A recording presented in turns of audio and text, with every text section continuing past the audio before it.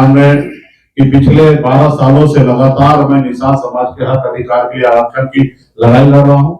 बॉम्बे से मैं बिहार में नेता और विधायक मंत्री बनने के लिए नहीं आया था, मैं समाज का अधिकार दिलाने के लिए आया था। और बीच में हमें लोगों ने चैलेंज देते गए और मैं धीरे धीरे आगे बढ़ते रहा।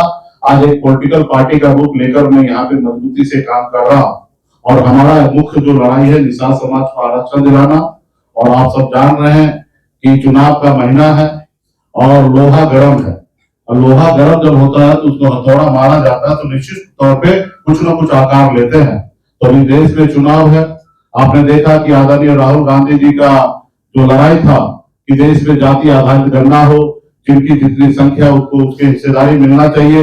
यही भाजपा के लोग, एनडीए के लोग उस चीज को लेकर कितना विरोध करते थे, आज उनको मजबूर पड़ गए कि आज वो देश में जातिगत जनगणना करने के लिए। तो निश्चित तौर पे ये हमारे पिछड़ा ओबीसी एससी एसटी के लिए बहुत बड़ा जीत है कि देश में जाति आधारित गणना होगा। और उसके बाद ये जो 50% का जो कैप है, दीवार है, उसको हम लोग आने वाले समय में तोड़ने का काम करेंगे। लेकिन मुझे पूरा विश्वास है कि भारतीय जनता पार्टी ये देश में सरकार में रहकर ये 50% का दीवार तो नहीं तोड़ पाएंगे। तो निश्चित तौर पे देश के ओबीसी समझ चुके हैं ये जो रुकावट में जो पार्टी है उसको निश्चित तौर पे 2029 में समाप्त करके और देश में एनडीए महागठबंधन की सरकार बना के, इंडिया गठबंधन सरकार बना के, और आने वाला समय जब होगा उसमें जिसकी जितनी संख्या होगा उसको उतनी हिस्सेदारी मिलेगा। और यही देश के जो गरीब पिछड़ा दलित के लिए न्याय की बात होगा। तो इसके लिए हम लोग काम करेंगे ही। लेकिन साथ में अभी आप सब जान रहे हैं कि आरक्षण की लड़ाई है। कई बार मोदी जी, गृह मंत्री अमित शाह जी ने 2015 में भी, 2014 में भी, 2020 में भी वादा किए लेकिन पूरा नहीं किए। लेकिन हम लोग अभी चुनाव का समय है और इसको लेके पूरे गांव-गांव में, पूरे राज्य में, हर गली मोहल्ला में हम लोग आरक्षण की लड़ाई को घर घर तक पहुंचाएंगे ताकि समाज जागरूक हो और निश्चित तौर पे वो आरक्षण लेंगे या न तो बिहार में से कुर्सी खाली करेंगे, ऐसे हम लोग चाहते हैं। तो इसके लिए आज हम लोगों ने पार्टी के तरफ से आज हम लोगों ने एक आरक्षण के लिए, अधिकार के लिए हम लोगों ने एक गाना भी बनाया है। गाँव-गाँव तक ये गाना को पहुंचाया जाएगा और इसको गाना के लिए हम लोग आज समय सेट किए हैं और आप लोग भी इस गाना को सुनिए।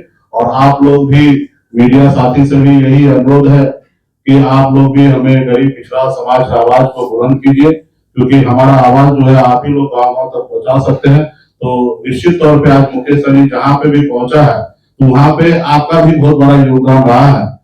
पक्षपात थोड़ा बहुत हुआ है लेकिन उसको भी हम लोग भूलते हैं, लेकिन जो जितना भी आपने हमारे लिए किया वो काफी है। क्योंकि ऐसे समय में जब आप लोगों ने हमें बिहार में, प्रदेश में पहचान दिलाया, जिसके लिए आप सभी को धन्यवाद। और गाना प्ले किया जाए।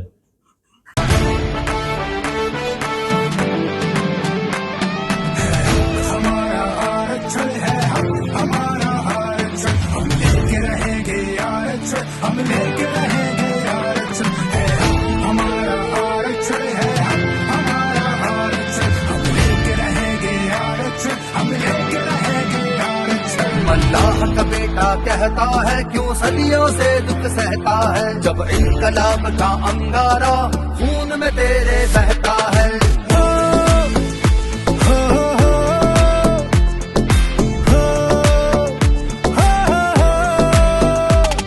अल्लाह का बेटा कहता है क्यों सदियों से दुख सहता है, जब इनकलाब का अंगारा खून में तेरे बहता है।